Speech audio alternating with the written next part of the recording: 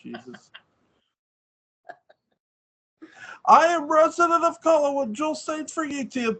I'm joined by Cara Tillitz, Barry McClain, Alan Gallant, Patrick McCray. We are here to review the movie Eraserhead. Very, very, very interesting film.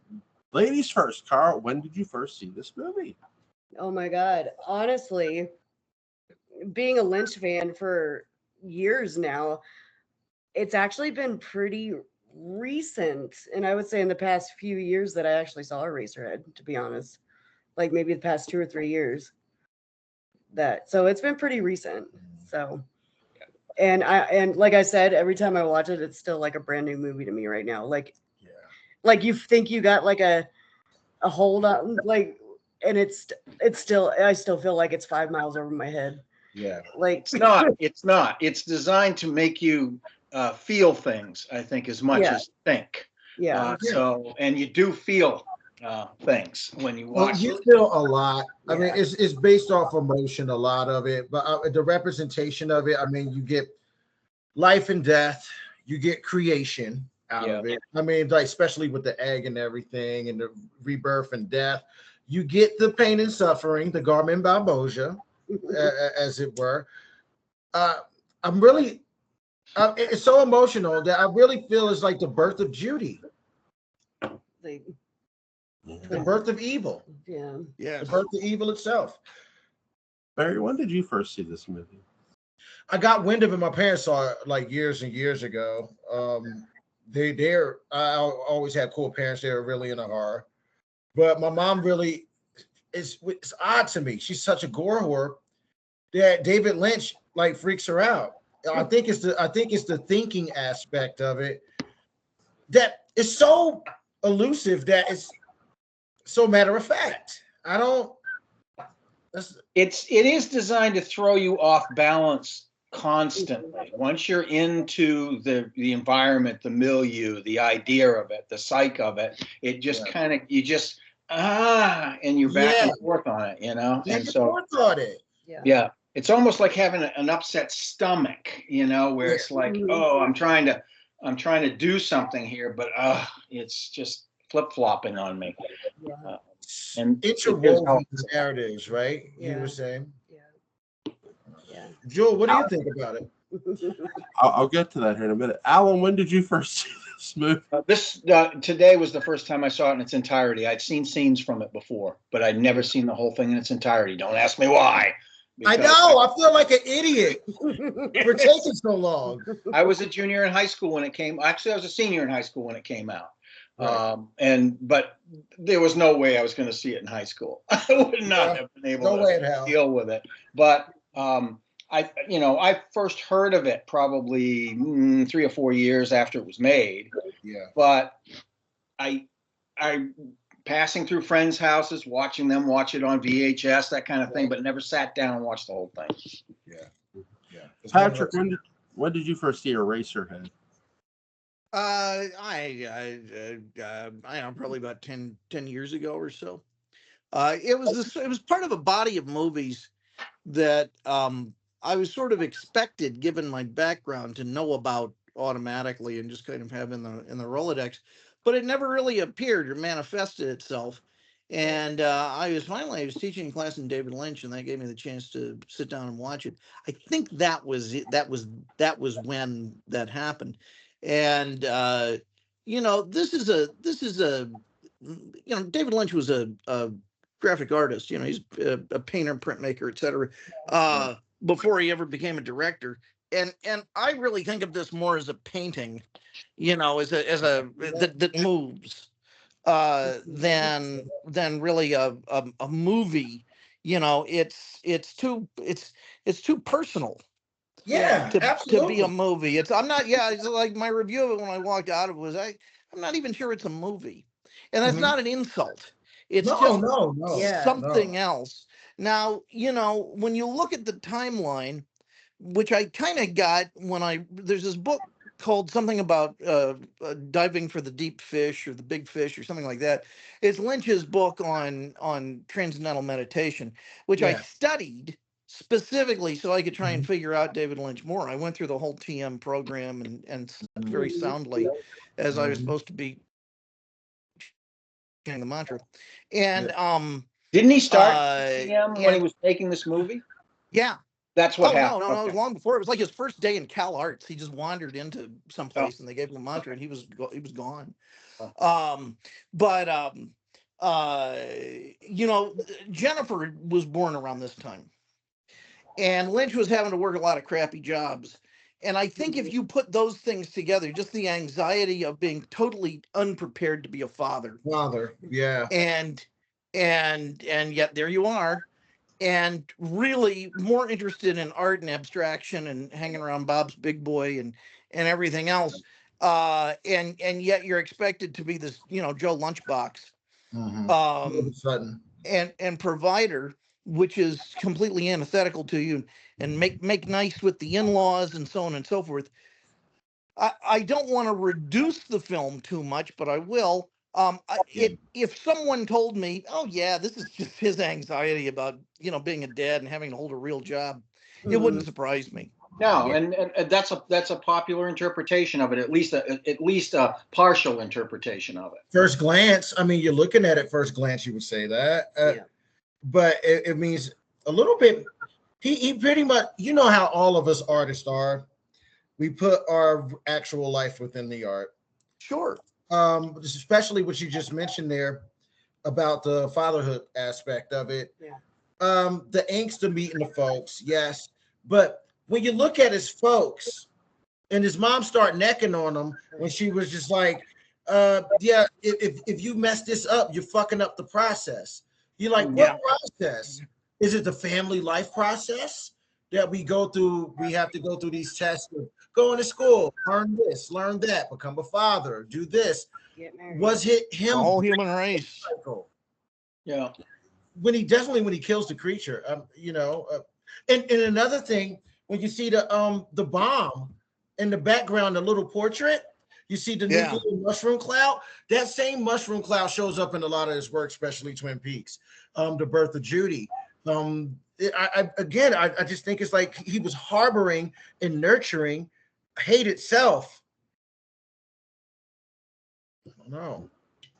The interesting thing for me, and this might just be my thing, is the baby, the creature, the baby. I think it's a baby. I felt so damn sorry for that little thing. Even though it was this horrible alien-looking thing, it was crying like a child the whole time. And you know, you also get the whole thing about the anxiety of being a first-time parent and having this little infant and all this sort of thing is happening. But then it's everything is malformed in some way. There's a tree on his side table with a bunch of displaced dirt piled around it. Right. You know? What was the deal with the mulch? With the mulch again, fertilizer. We put fertilizer on shit to grow. Right. You know, again, he has it all around on the mantle, by the radiator. Again, this is that rebirth and death process thing that is a reoccurring theme to me inside that. Well, and my thing was like the baby as well. Like, again, you know, thinking about Lynch's work, like just as a whole. Like, and I hate it, but a lot of it does. I don't hate it. Let me rephrase that. No, but you don't have to love it. You just have to be able to sort of. There's an interest factor rather than a love factor with this kind of piece. Right. The themes keep popping up though. And with the baby specifically, like it seemed to, like, when it was crying, it seemed to like feed like on the stress and the pain and suffering. Like when the mom was there, like it would just cry and cry and cry. But like when it was just with Henry, like it was okay. It was pretty calm. When he was alone with his thoughts, just, like feels like it fed off of the pain, that stress and pain and suffering, and like it's weird. Like, and it's also a drama queen. Let's face it. The baby is a drama queen. Yes, it's true. Never trust you know what? Never trust an infant. Yeah, they're always going to stab you in the back when you least. They will. As soon as you touch that goddamn door handle, you're like, "What the hell? Where are you going?" Head games from the infant. As a father, I raised 3 of them. Joel, you know what I'm talking about, Joel. What the hell? This movie is a perfect description of every fear of being a parent and every fear of actually becoming one. It's a beautiful metaphor, this film, in every way. Yeah. You guys are mom and dads.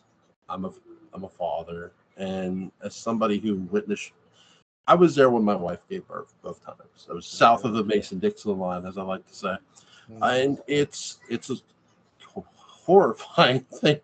It's horrifying and beautiful at the same time. Yeah. It doesn't have to be horrifying and beautiful. It might just be horrifying.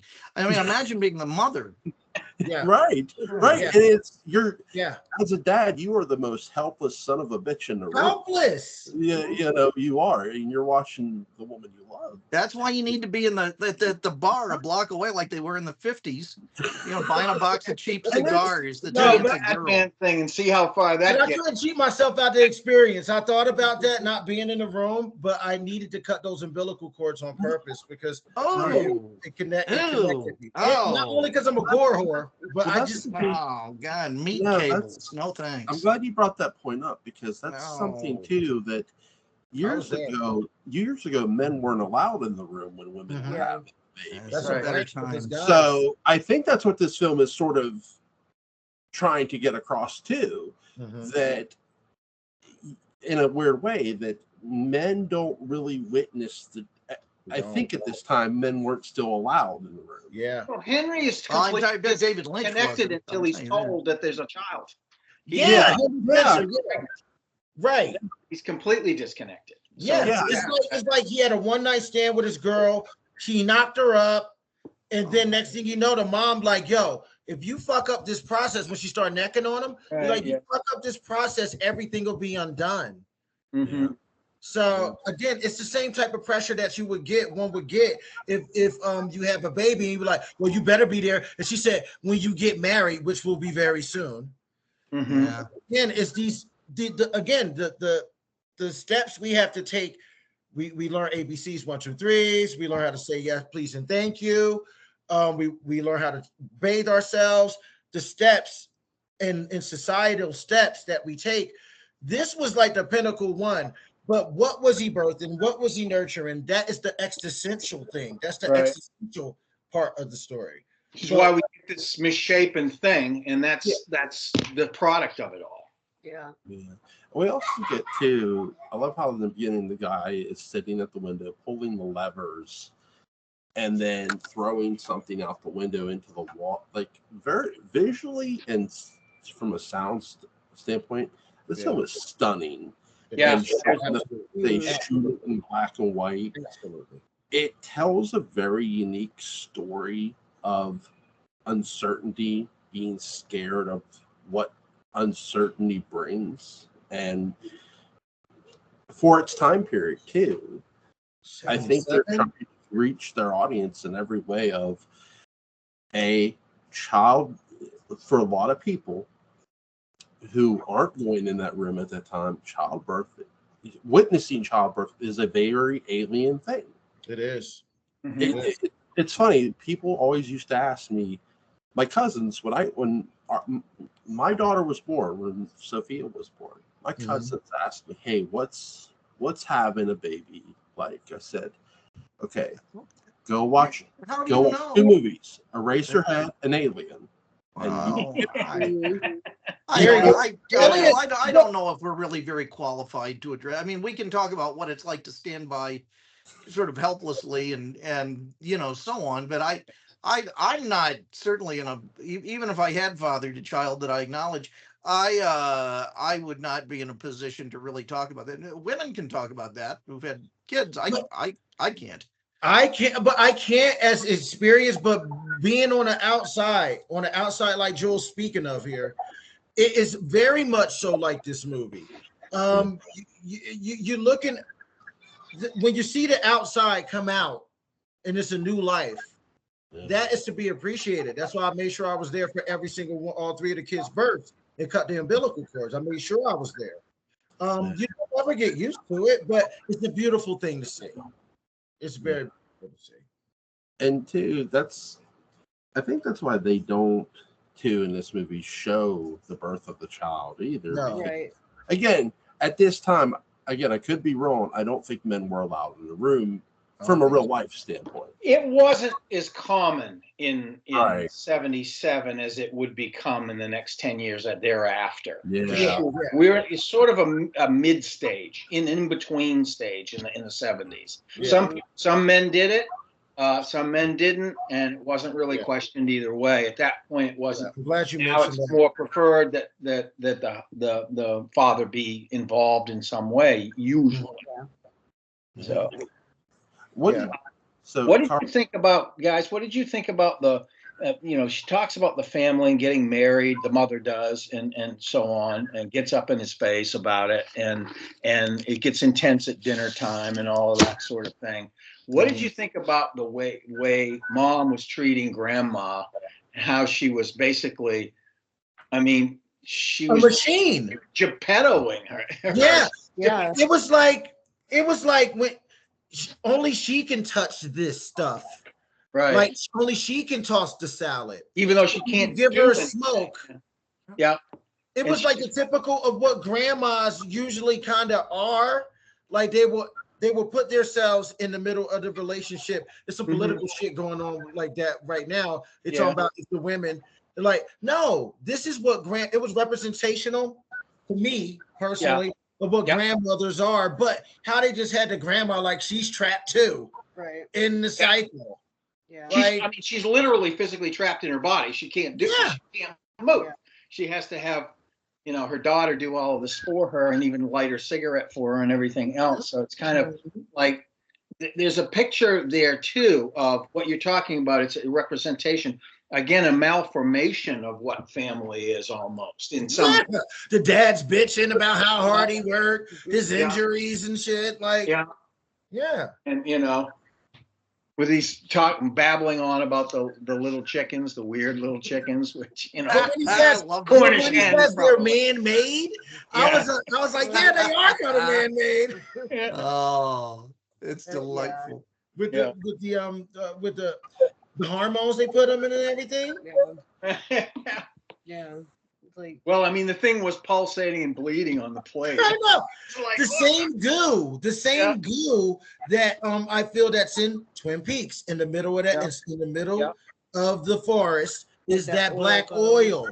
The black oil, I would say the black oil of life. Of black blood of the earth.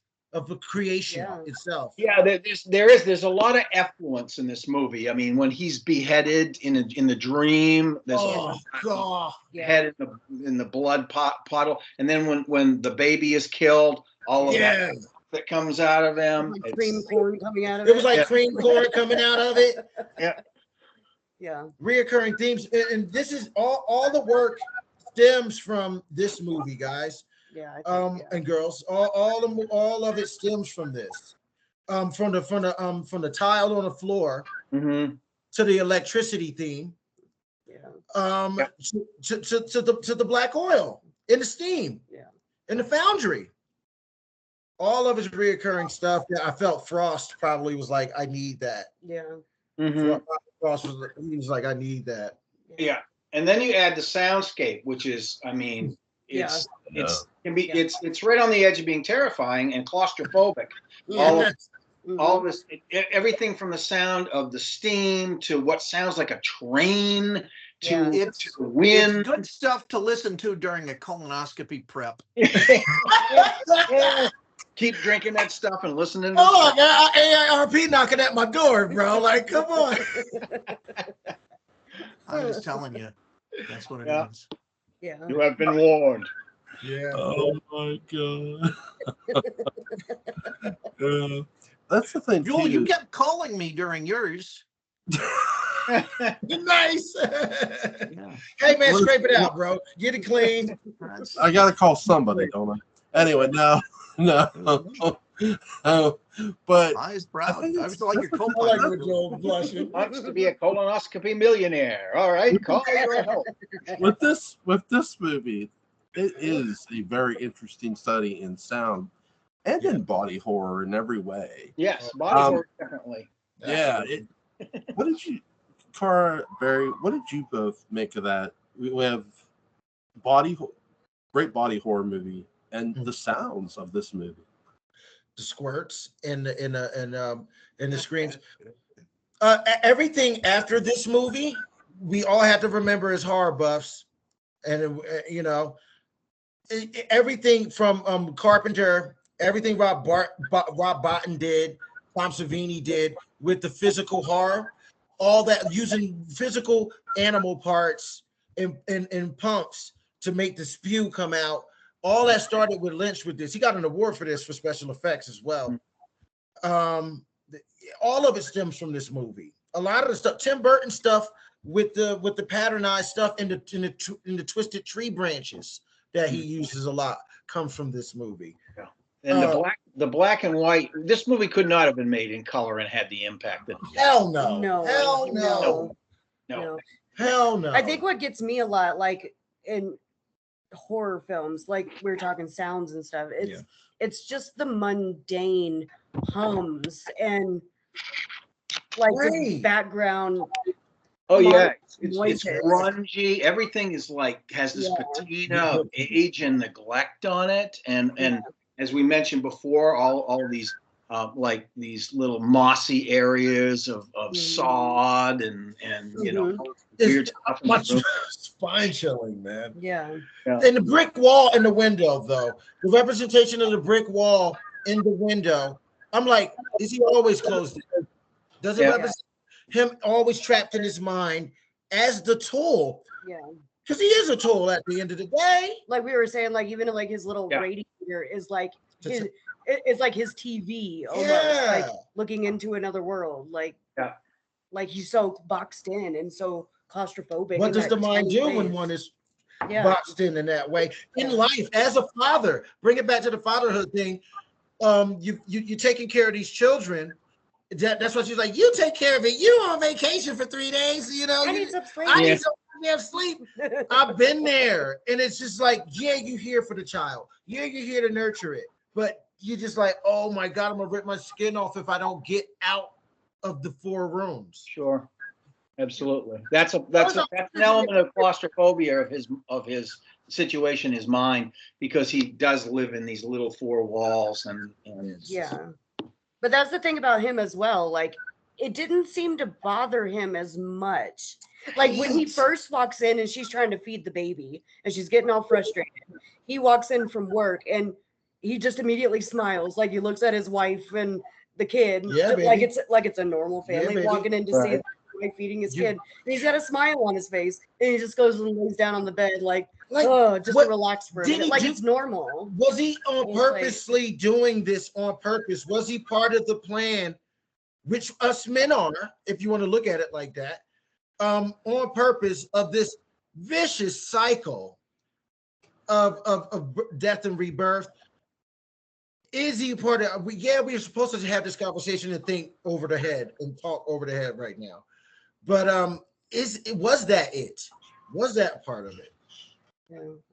Yeah, I think some of it was he didn't know what the experience was going to be because people don't until it happens to them. Right.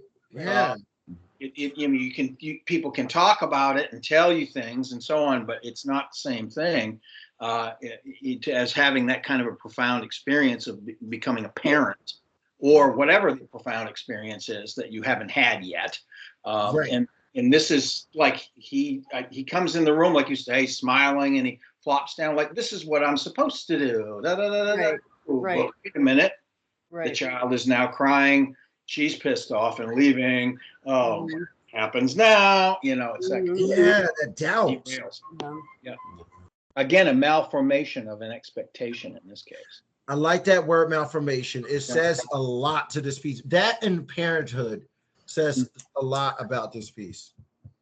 Yeah. And anxiety definitely plays a great deal of the response to what's happening. Yes. We talked about briefly before this, as Patrick and I, as people that are involved in the theater, you don't love a piece like this. You can respect what's going into it and all the thought and symbolism and everything else. It's in the world of theater, there are people like Antonin Artaud, does the theater of cruelty, which you can respect, but not necessarily like, oh, I love this stuff. Yeah, you know? it's like watching The Pit and the Pendulum, right? You'll love The Pit and the Pendulum, but what it represents with the Inquisition and all that stuff. Right. You just like, but I love this piece, what they were representing here. The ultimate torture that was going on in that movie, but you respect it so much. You know, like I like what you said there, though. It's to be respected. I mean, personally, I love the grotesque. I love the deformed. I'm a huge Clive Barker fan. He's my guy. And you would love Artaud, but I know I love in Argento. I like a lot of the Italian horror. Yeah. If that cube had been found in Fred Sanford's junkyard, would it be the Lamont configuration? Yes, please. What would Lamont do with that little cube?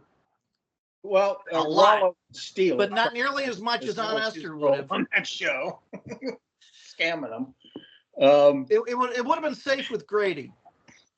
Oh yeah, it'll be safe with Grady. But Grady is our Henry type character. Grady is our Henry is a Grady type character. A mutual party here. A mutual party here. Yes, there's a naive quality about the both of them. Yeah, it is. Yeah, it is. Yeah, it is. Definitely. What, Cara, what draws you both to Lynch's work most? It is all up for your interpretation in the very end. Mm-hmm. Like that is Lynch. Period. Yeah. Like whose universe, whose reality are we really living in? Yeah. That is his work. Period. Whose dream is it? He leaves it up to you. Like if you were to ask, I can imagine if you were to ask him. Yeah. He was like, well, what do you think? Because that's what really matters, really. It's like, what did you get out of it? It's all about the dream of creation with his work. It's all about the process of creation with his work. Yeah. At the end of the day, at the end of this movie, it speaks about all his work. It's about the end dream. We're just a cycle. The fleeting thought, the universe is boundless. We're specks on the pinky of creation. That's what all his work is. But whose dream is it anyway? Are we a product of another dream?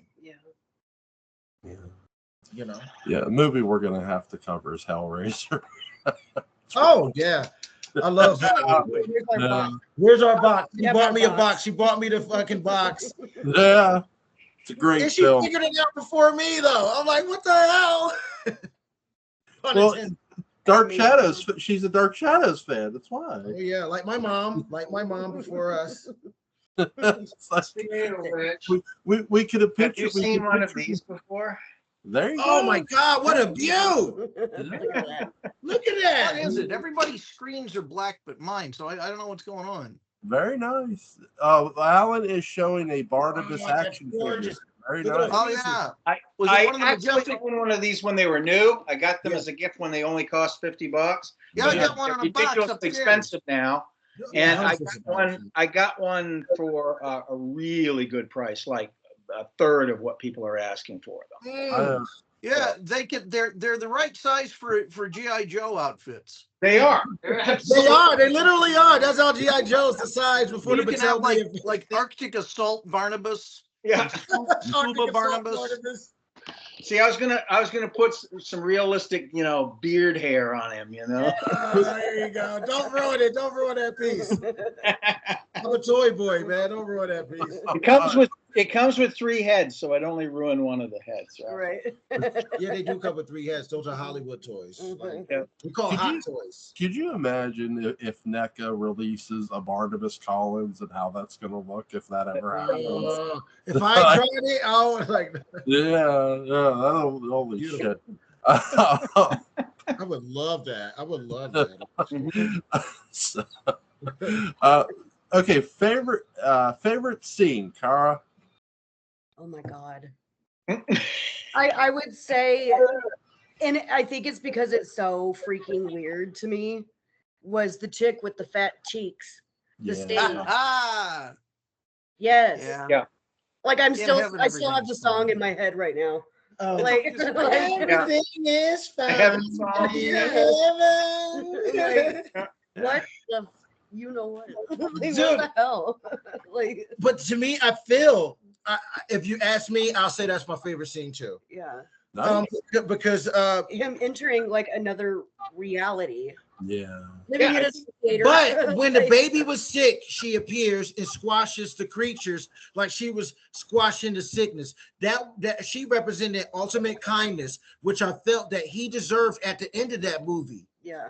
You know, he deserved at the end of that movie. She was the girl of his dreams. Everything Yeah. goes right when she's around in heaven. Everything is And that's fine. how the movie Yeah. ends with them embracing. Yeah, embracing. And he's okay. Yeah. Like it's Yeah. that's probably my favorite scene. Let me And think about you. it's probably because it's the weirdest to me. She's the radiator girl, right? Yes, Yeah. she's a radiator girl. Girl. She's Laura Palmer. She's Yeah. she's everything. She is Laura Palmer. Yeah. Mhm. She's a representative of all. She's the only thing that you see that's all white in this movie, Yeah. and she represents the purity of his soul, of what he muses for. Yeah. And at the end, it is a happy ending. At the end of that movie, Yeah. Yeah. it is a happy ending. Alan, what's your favorite scene? Lord Almighty.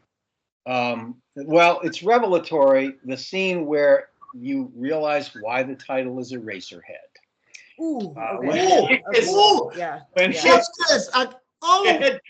his head is literally turned into erasers. Eraser. Um, Oh. and that's part of the dreamscape. I mean, Yes. that's sort of segment of the dreamscape. That was just like, yeah, okay. Yeah, Yeah. your Definitely. creative balls get hard. I'm sorry. Yes. Mm. Patrick, what's your favorite scene? Oh, the dinner scene.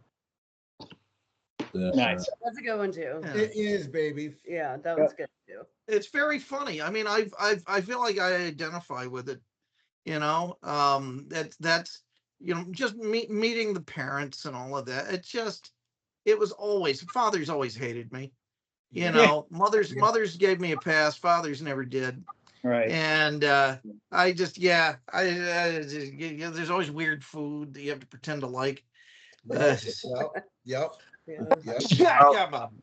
I could tell It's you. true. It's true. Yeah. I've had I remember once I had to choke down some really salty Virginia ham at a New Year's. And it was like, oh no. When I, Baby, pour him some water real quick because I'm getting flushed. I wasn't even there. Exactly. Like a gallon, please. Yes. But what he's saying about like meeting the folks and everything. Overall theme, Julie said it best. I really feel it is about coming of age. It's a coming of age and coming to the realization. But who says you have to live that way? Who says you have to stay with your baby mama and not take care of the kid? yeah. You know, because I've been in that situation myself. I'm like, We do. you know, like forget you, the kids matter. But the thing that haunts me is when the baby was laughing at him. The baby was laughing at him like, what's done is done. You did your part. I'm going to be created anyway. You just set off the catalyst of the end of that mushroom cloud on your picture that shows up once again in David Lynchian films in the Twin Peaks series. That one portrait, you see it in back of him when he's on the phone playing the agent. That same nuclear explosion that birthed Judy and Judy birthed Bob out the mouth like Henry births the child. Yeah.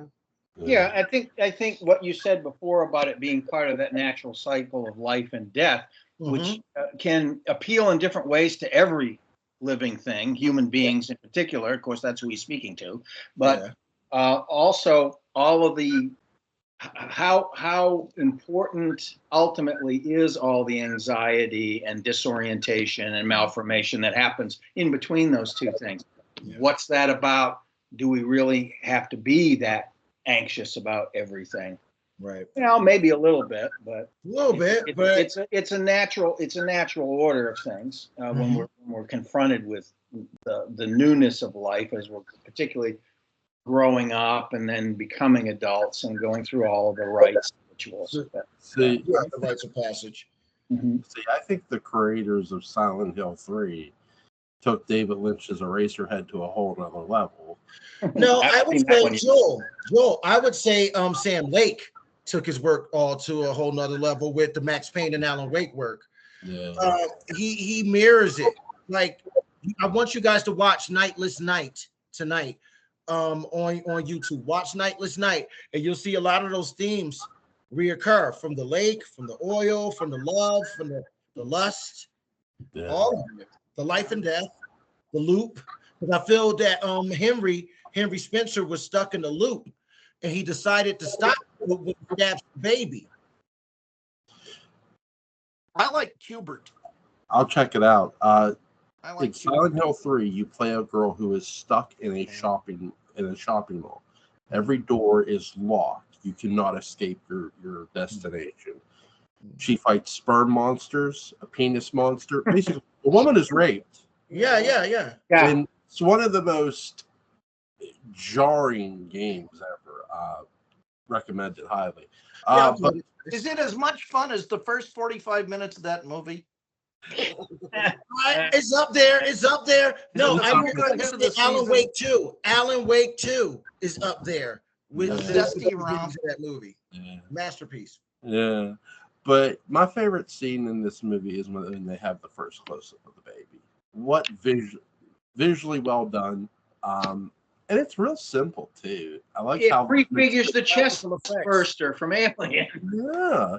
I like, well, the woman feeding the baby too is you get the sense of motherhood, of caring for the child, and then the frustration of being a parent too in this movie. It all fits, and it's really well fit. Well, Joel, check this out. Remember when he meets the folks and how David Lynch genius he is because I deal with shots all day, like how the camera's angle. When he pans into the window, as they go off into the window, out of the blinds, it was months past, and the baby's bigger. That was the time lapse. And now the baby's bigger. The mom, you see the mom feeding the child. And of course, she'd be fucking frustrated because she was like, all the baby do is goddamn cry. And spit out the food. Yes, the food out. Shut up. I think the baby wanted to eat literal protoplasm of life.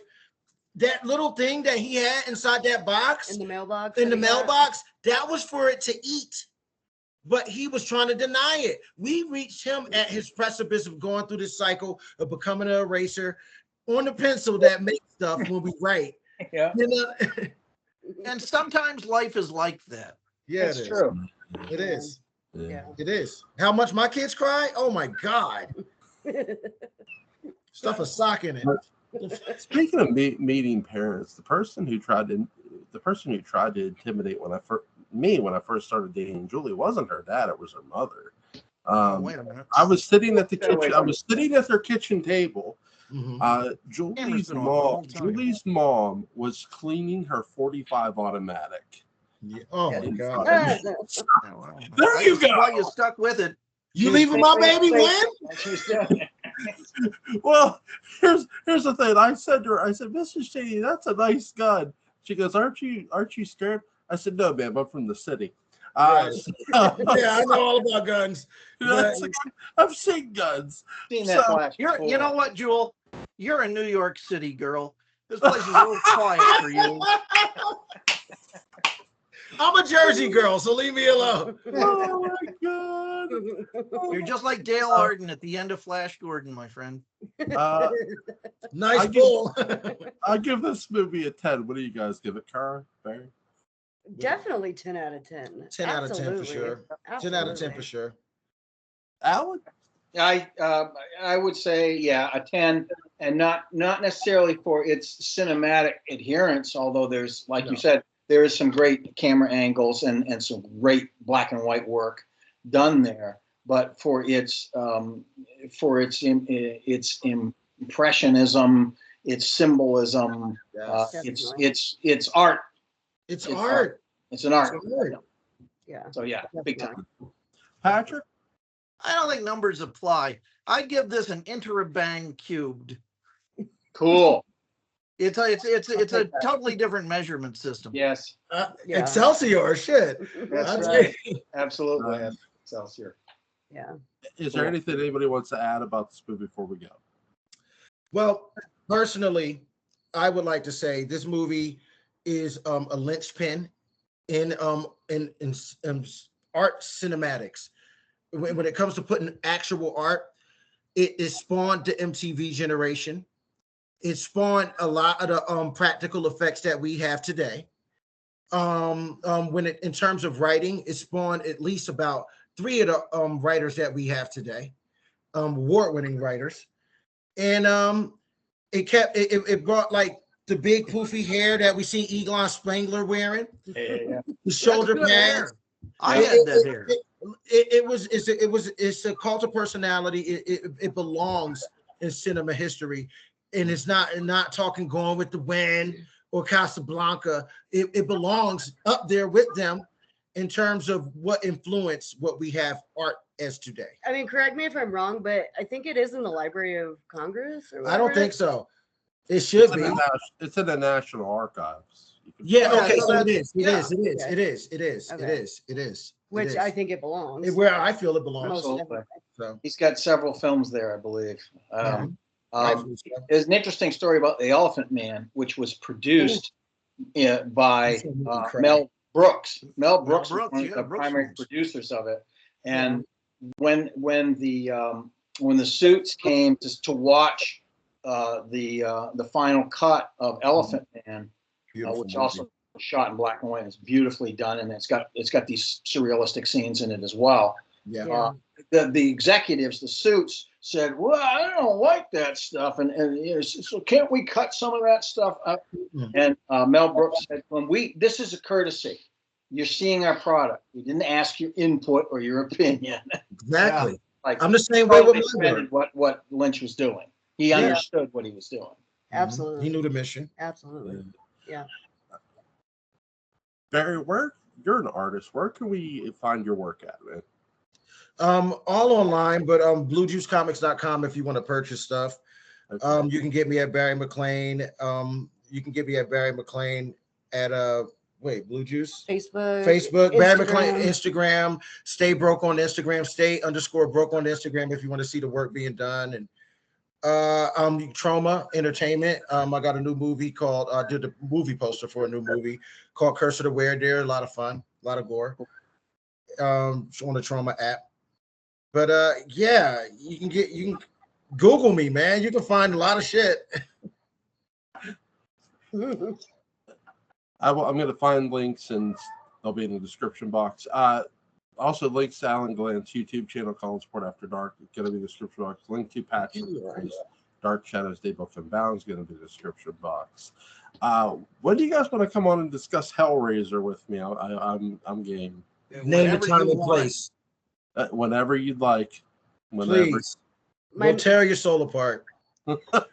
I can do it probably Tuesday or Wednesday of next week, but this weekend's going to be crazy for me. We're doing a strike and put in for a show.